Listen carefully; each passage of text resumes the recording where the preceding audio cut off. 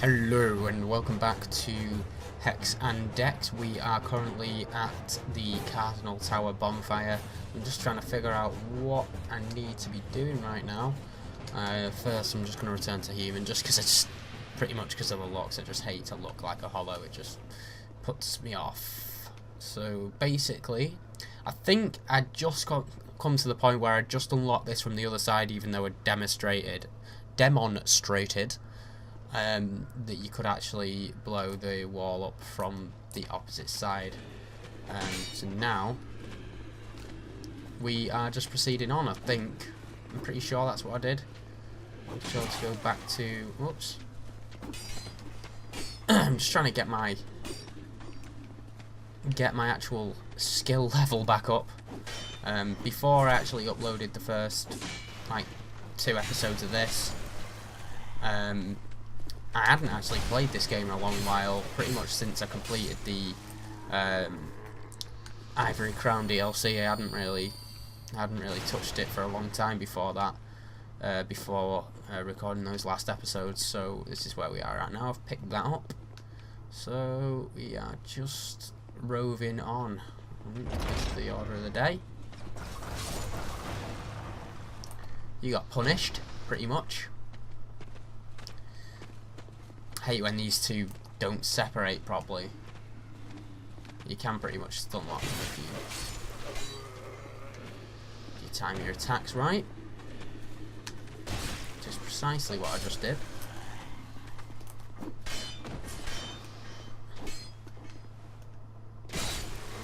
Some more sound delay there, love that.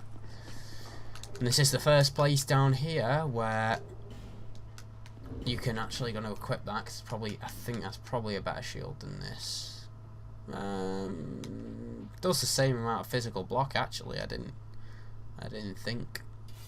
It's got probably better defenses though. Let's just use that. Yeah, this is the first place where you can actually make use of a Pharos Lockstone. You can actually buy one before here, which if I was to give a piece of advice, I would actually say buy that Pharos Lockstone, because I'm pretty sure you get a slab from here. I'm not sure what else it is. It might all be upgrade items, but I'm pretty sure that you get a slab. Oh, the Chloranthy ring as well, which, because we've got no other rings, I may as well equip that. I'm pretty sure there's a Titanite slab in this one. Yep, there you go. And this, of course, is a trapped chest, but you've just got to be wary, either ready to block or roll away. And this time it'll be a block. There we go. And a Titanite shard, love that. This door confused me for the longest time.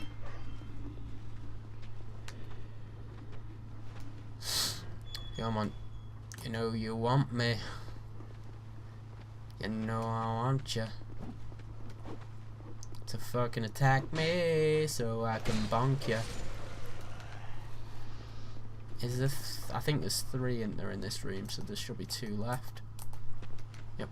The one with the shield's not as aggressive though. As I say that, he slashes towards me. That guy's guard. Get the knockback riposte. Love that.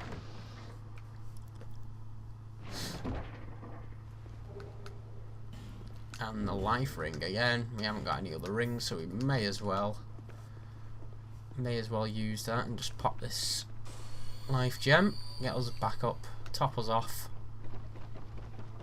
and away we go. So this is a nice little trap to set for somebody if they invade you.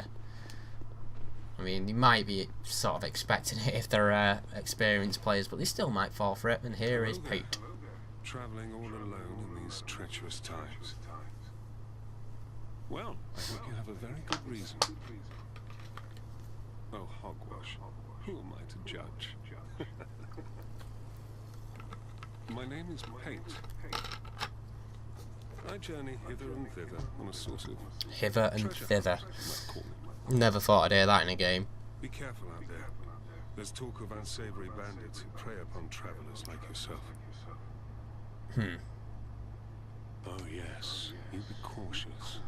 There's Oh, treasure if I'm a in there, boss, but I don't the really. entrance locks from behind. Okay. I saw the same design earlier, and it's the same contraption, I'm sure. I was with this warrior, you see. The rather brusque fellow tried to swipe the loot for him. I still have the I don't juice really ring. understand I hope he that doesn't line, harm. where he talks about the contraption. It's kind of it's making a note to you like you've either already seen this contraption or you're gonna see it. And at first, like a lot of people were quipping that it was like a Faros Lockstone contraption, but there isn't any in there, and I don't know how you can even notice that there's a contraption there. It's just a gate.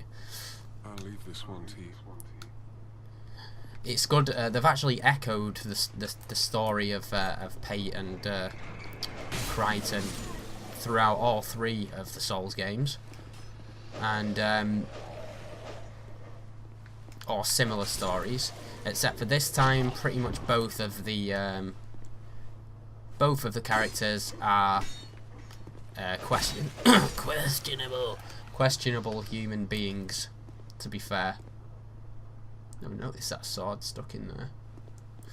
Interesting. I don't know how it's interesting. It doesn't tell us anything, but never mind.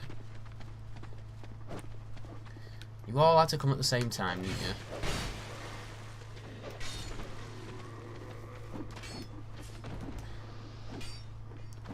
Just wait for him to do his last attack.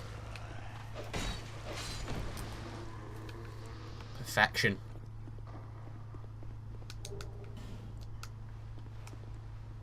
And the people who have watched some VRCVidya videos and guides and shit will know about this by now, but some people might still not know about this. Illusory wall. Pretty sure it just has a herb and the sorcerer's staff in it, I think. Yeah. And there's still an archer.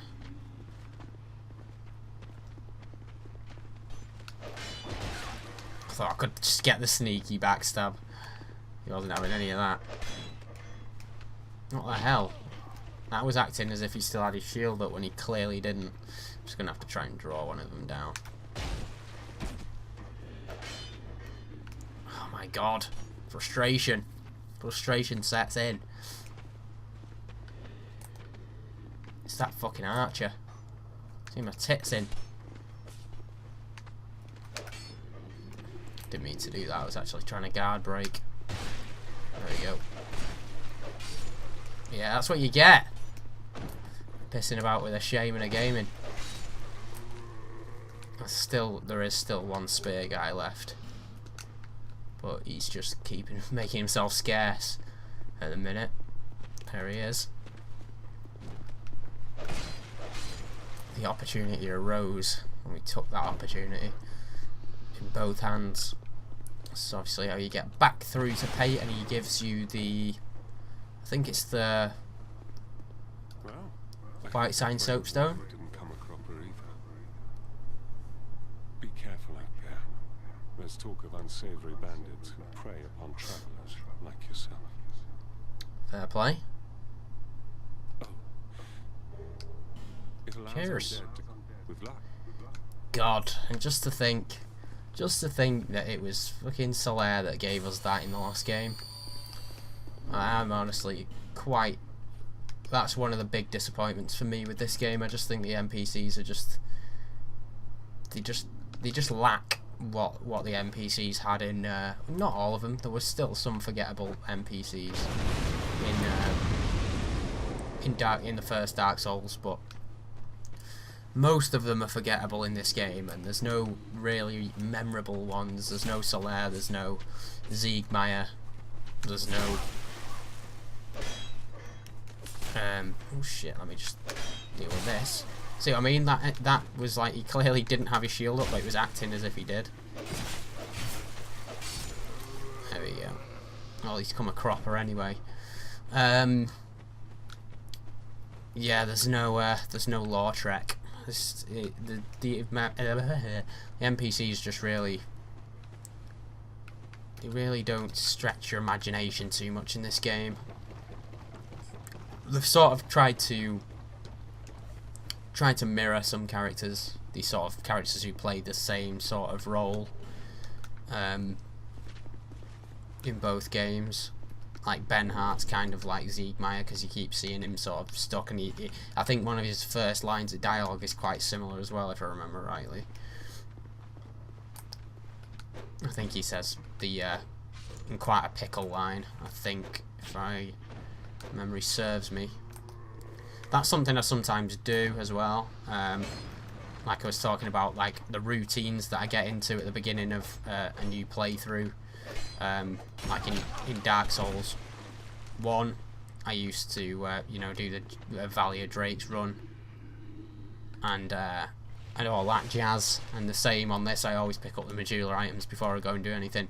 And one of the things that I sometimes do, but sometimes don't, is actually go up to Ben Hart's first position just before the Shaded Woods and go into those cells and pick up the stuff there. But I don't think there's anything that's particularly worth getting from that early on.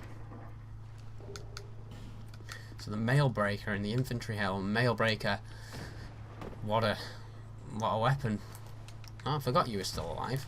I wonder how much damage throwing knives do to these iron guys. Probably not a lot. Wow, the throwing knives are actually really decent in this game. I reckon if you could get like a full 99 and just keep stocking up on them, it'd probably be quite useful. I mean, if you against like iron-clad enemies like that still do quite a bit of damage, then it's got to be worth using.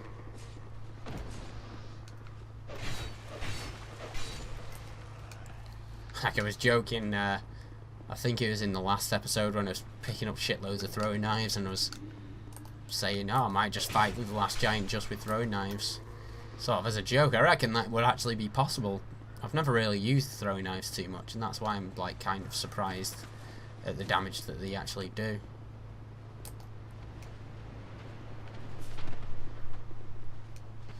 Alright, this is what I didn't want.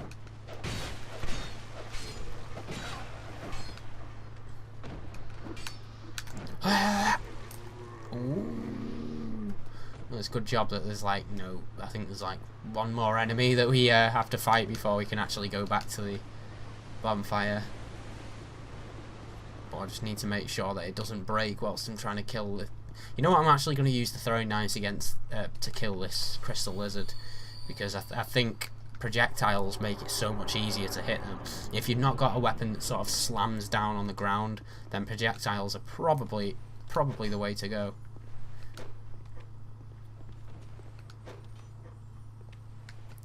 Need one more. Oh my god, I failed. Never mind, we'll clean up that particular mess next time we come through this area. Probably when we're going to be going to the Pursuer is the next time I'll run past that area. So we'll leave that until then. So you get some fire arrows there. Bows in this game are next level shit. They actually kind of endorse the ranged game in this game. They really do make it so that people with a ranged attack do have so many benefits. I'm just gonna use some soul items just to see if there's anything that I can actually buy off Melentia that I can actually make some use out of. I don't really think there is, but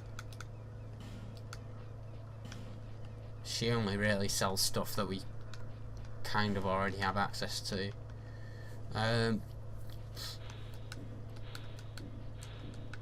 This is always worth buying because it raises your item discovery, so we'll do that. You can always buy human effigies as life gems here as well. I don't really need that many. Bright bugs. I think they got introduced, I think it was on the first day of Christmas. No, the first DLC release date. I think that's when they actually got released. So let's not dilly-dally too long. Let's just make our way to the first boss encounter, the last giant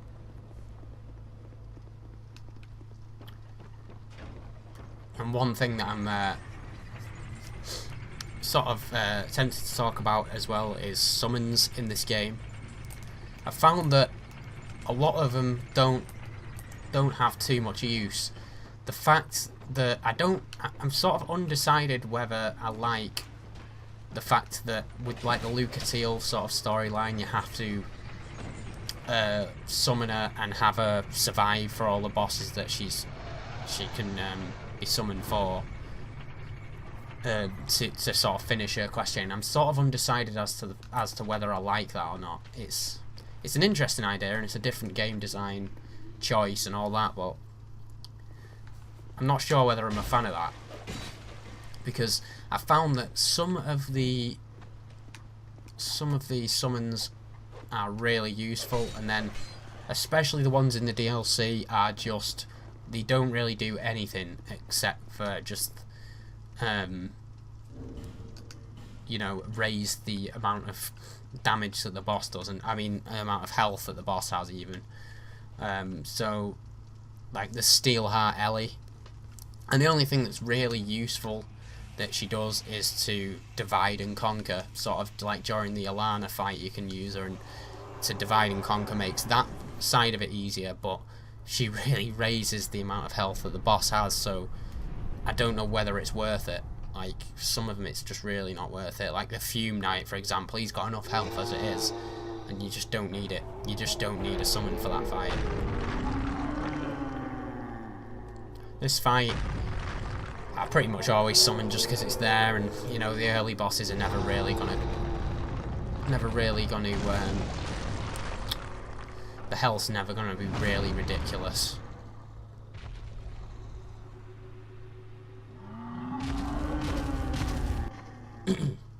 So here he comes. In fact, I actually clicked on that summon sign before and I didn't wait. That was probably a stupid idea.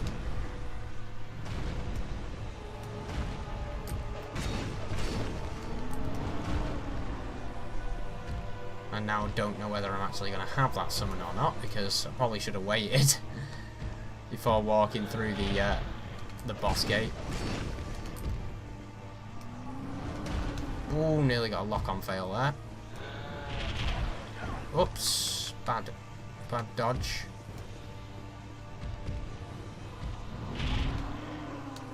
Just pop a quick life gem.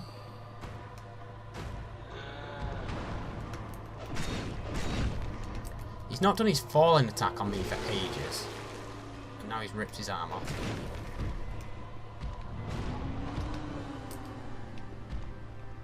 Yeah, because I didn't wait, I don't even think it summoned Pate in the end. Oh well. Whoop, that took fucking ages to actually read that I'd pressed that then. That was a big delay.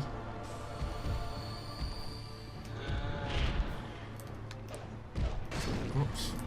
Just caught him on the Achilles with that one. Let's try throwing knives. Wow, they actually do a decent amount of damage to him. In that he is a fleshy character. At least I think he is. He might actually be animated stone like some people quip. Like that's what the giants are, pretty much.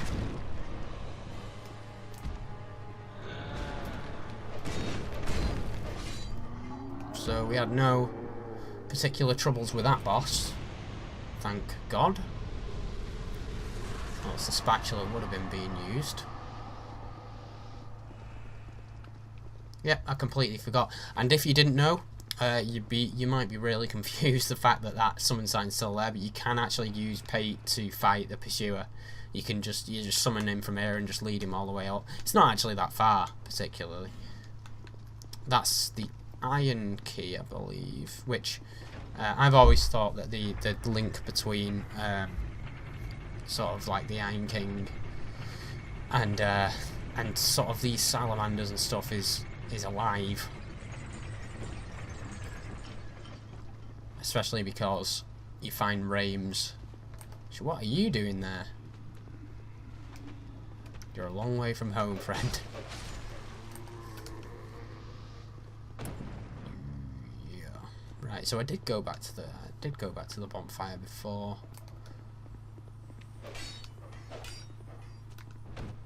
No! Oh, thank God. Yeah, I did get... I didn't know whether I'd actually gone back to the bonfire or not. Turns out I did. That's another mess sorted. And we should have time to actually go and challenge the Pursuer as well, which is always good when you can fit 2 bosses in one. I forgot it wouldn't make him stagger if he was blocking. Oh, I'm cornered!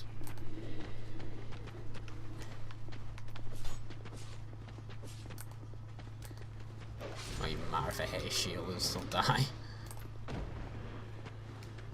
Come on. Fuck it. I've had enough here. I think I've got some repair powder, so if my weapon's close to breaking before I get up there, which it probably will be, I think there's still 2 enemies that I have to fight before then, through this door. I'll just use the repair powder.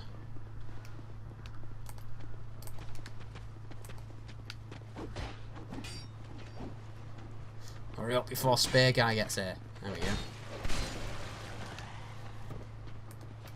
Let's try something. Oh, I was going to try and parry him, but backstab will do me.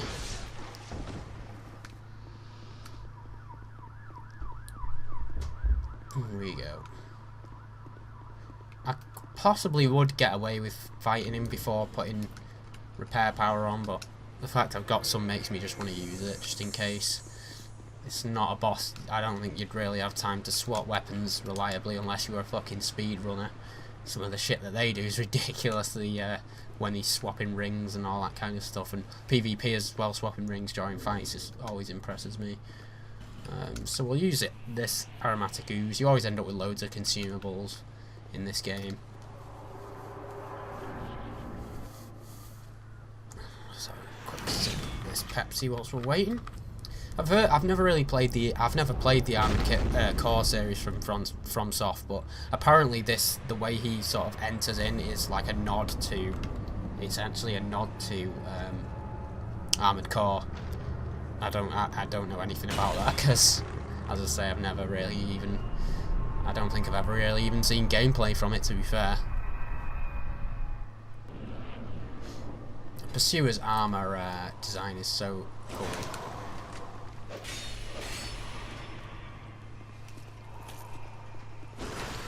Fucking hell. Good job. If I'd actually dodged it in level with his weapon, then I think I actually would have got hit. Mistime my dodge a little bit. You do not want to get hit by that. 1, because it does a lot of damage, and 2, that's what triggers him off starting to use magic, which you don't want, because that's his most dangerous attack by far.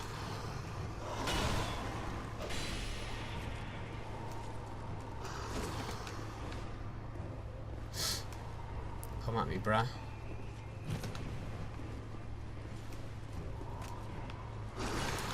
I don't even attempt to do an aggressive dodge. Whoops, I nearly didn't dodge in time then. Yeah, I'd never really even attempt to do an aggressive dodge when he does that attack. Because if you get caught, it's a bad attack to get hit by. God, Dex weapons really don't do a lot of damage to this lad. Oh, I didn't have a choice there to dodge that like that. I've got an itchy nose.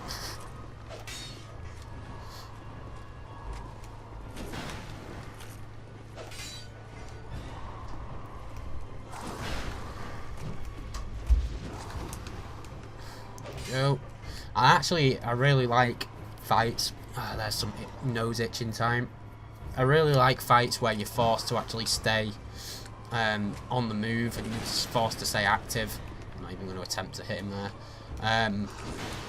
Yeah, where you're forced to stay active as opposed to just sort of standing behind a shield and hitting when you get a chance. Because, I don't know, it's more fun to play, it's more challenging, and like pretty much all of the DLC bosses are like that. You can't really just sit there and you know, just sort of turtle behind a great shield and wait for an attack, because they will just fuck you up. It's kind of like the difference between the vanilla game bosses and the DLC bosses in Dark Souls 1. How they were all like super aggressive in the DLC, and you couldn't really, probably except for the Sanctuary Guardian, you couldn't just sit behind a shield, and I found out that the hard way.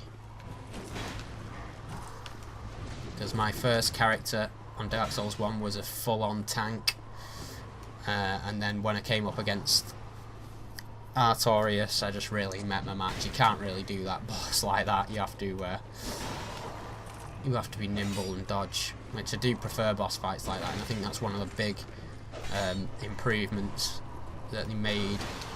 Whereas as far as like the DLC is concerned, the fact that all the bosses are sort of really punishing, but you still have to sort of get up close and sort of spar with them, kind of, as opposed to just sort of an unfair fight.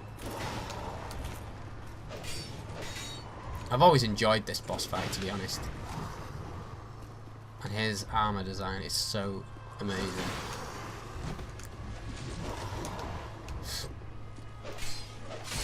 Shove the end of the pursuer. It's a fun fight. May as well equip that as well. That's the thing about this game as well. Even though you can equip 4 rings, and in fact, is there actually an I know there's the. In fact, yeah, I'm gonna drop down and get it. Yeah, even though you can equip 4 rings, I always seem to sort of just fall back on the same rings a lot of the time, except for when I'm actually sort of making a specialist build, which this one will be. So I might have to use like the Ring of Faith and the Ring of Knowledge in conjunction with this build to get the most use out of my hexes. But usually I sort of, if I'm you know, doing a normal melee build, whether it be strength or dex, that I sort of go down, it's like the Ring of Blades is one that I use, an upgraded Chloranthy ring a lot of the time, and some of the ones that's like the equivalent of the Ring of Favour, stuff like that. I sort of tend to fall back on the same build. So I recently, the character I used for the DLC was like a strength faith build, but I started to put more faith into it, and started using the Ring of Faith and some other stuff that was useful.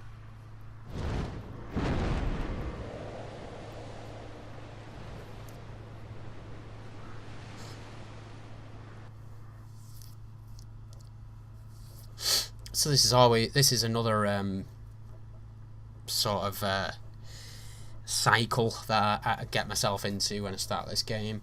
I always go this way after I've done the pursuer, and I tend to go and fight the pursuer after I've fought the last giant without resting at a bonfire. It's generally what I do. But I usually go this way first, just so I can open up this bonfire and open up the shortcut from this side.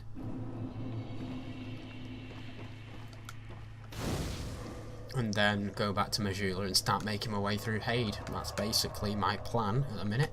And you'll also get some other items. I think you get the antiquated key as well. You might, I think there's some large shards around the outside of here as well, which is always useful. I noticed that there's two sort of executioner guys out here on New Game Plus. I really do enjoy New Game Plus on this game. He stood right in my way. Oh, there we go. Don't fall off before I kill you. Thanks. Let's just do the old barrel trick. Do the barrel roll. But at least one of them survived. Wow, that's got to be the first time it's actually killed all of them for me. It's pretty funny. Quite cool. Yeah, I think there's the antiquated key in here and something else, but I can't remember what else. The covetous silver serpent ring. Okay, let's just do that. My character is one podgy bastard. We are close to the end of this episode now. Like I said, I'm going to aim for half-an-hour episodes. I pretty much went over last time just because of where I wanted to cut the video off. didn't allow me to finish it before I wanted to finish it, really. But this might be a couple of minutes over. There's you down. So basically want to open this shortcut, speak to Lucatiel, get the item up there, and then I will be making my way back to Majula. I don't know you, and you don't know me. She is a useful summon. I was talking about the how useful the summons are is quite questionable in this game. She is a useful summon for the bosses she is, especially New Game Plus. You are not one. Normally, people keep a safe distance when they see this mask. But you... I'm called Lucatiel. It's not exactly that frightening, is it? It just looks kind of like a Greek god or something. Across the mountains. They say Drang Lake brims with powerful souls. Do they? And so I came to claim my share. But what a strange Selfish fucker. place. Even the rumors did not prepare me. Well, aren't you hard? Oh, you're gonna go and brag to your fucking mates See that now? you are mid-gen. I Oh, come your from- brother who's Don't fucking dead. hesitate to call upon me. Whatever happens, I won't be missed. Feel quite harsh now she just said that. Well, you've made a point of engaging. I can see that you are mid-journey. If you, I come from Mira, a land of knights. My sword is always ready. Don't hesitate to call. Talk about her her quest chain and the fact you have to summon her. I don't think I've ever completed it, so I've never actually got her weapon or armor. And well, it's not really armor; it's more clothes. But yeah, I've never actually got them, so I don't know how good they are really. I know the sword's pretty good from what I've seen, but I don't think you can actually get to... I'm going to try something actually from this side just to see if I can make this work. I'm just going to run past this guy because I don't want to end up rolling off the edge when I'm trying to dodge him. And that dog's probably going to come up behind me in a second. Whoop. Oh, mistimed it.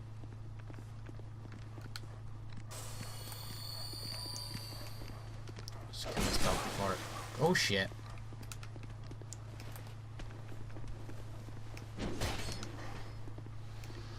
There we go. The dog did suicide. It sort of just looked like it was pondering its life just on the edge of here and thought, you know what, that dark chasm actually looks like it's probably a bit more promising than this Bastille, to be fair. Geronimo. Yeah, I'm actually going to try and open this this bonfire as well, because if you come up from the other way, you just kicks the barrel down and you have to wait until like the next time you come into the area to have a chance of... I don't think I've ever been hit by that grab. I don't even know what it does. Do not want to roll off the edge. Do not want to take a spatula to the face again. Trying to try and get my dodges a little bit better. Yeah, he just kicks us down and it always hits the wall on the left. So you have to sort of try and do it yourself. There we go, I've got it. No!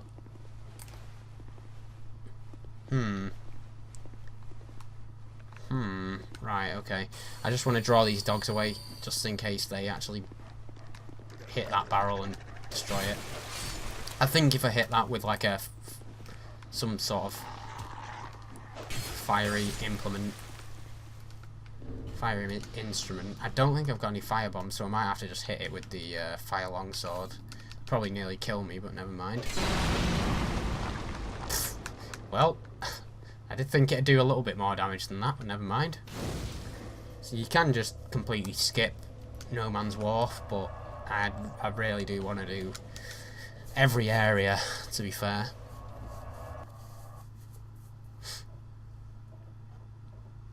There was, as much as people sort of criticise the fact that you can warp right from the beginning of the game, for one, you've got to kind of think about how big the game actually is, how like one area links into the next, and it's like usually a link of 3 areas. So if you had to run all the way back, it would be painful. And 2, I really like the feeling of completing an area and then coming back to the safety of Majula. It just seems like a sort of safe haven. So what we are going to do is we are going to cut this episode off here. When I come back, I'm going to be using these souls, some to level up, some to upgrade, and then we are going to be making our way into Haid and beyond. So hopefully that will whet your appetite and make you want to join me for the next episode. Yeah.